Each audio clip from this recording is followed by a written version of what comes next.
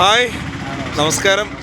എൻ്റെ ഒപ്പം ഉള്ളത് മലയാള സിനിമ എങ്ങനെയായിരിക്കണം ഇനി മുതൽ എന്ന് തീരുമാനിക്കുന്ന ഒരു മഹാനായൊരു നടനാണ് അടുത്തിരിക്കുന്നത്. അദ്ദേഹം ഇപ്പോൾ വെറുതെ പറഞ്ഞല്ല, ഇപ്പോൾ മലയാള സിനിമയിൽ ഇദ്ദേഹത്തെ തട്ടിയിട്ട് നടക്കാൻ പറ്റാത്തൊരവസ്ഥയാണ്. കാരണം എന്ന് വെച്ചാൽ എവിടെ നോക്കിയാലും ഇദ്ദേഹമുണ്ട്.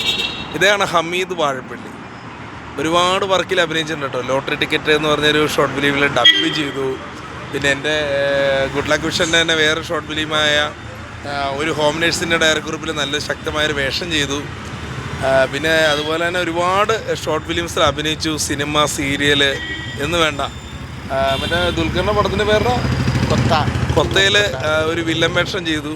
പിന്നെ വേറെ 100 സിനിമകൾ, മമ്മൂക്കാടൊപ്പം തന്നെ വേറെ എന്തൊക്കെ സിനിമകൾ ചെയ്തു ഇദ്ദേഹം. എന്തായാലും സന്തോഷം. എന്നാണ്ട് വിശേഷം? അതല്ലേ, എന്തായാലും ദിലീപേൻ്റെ പുതിയ സിനിമയിൽ അഭിനയിച്ചു അല്ലേ?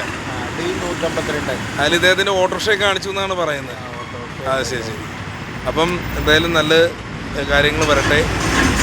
മലയാള സിനിമയിൽ ഒരു നല്ല നല്ല വേഷങ്ങൾ ചെയ്ത് മുന്നോട്ട് പോട്ടെ. എല്ലാവിധ ആശംസകളും.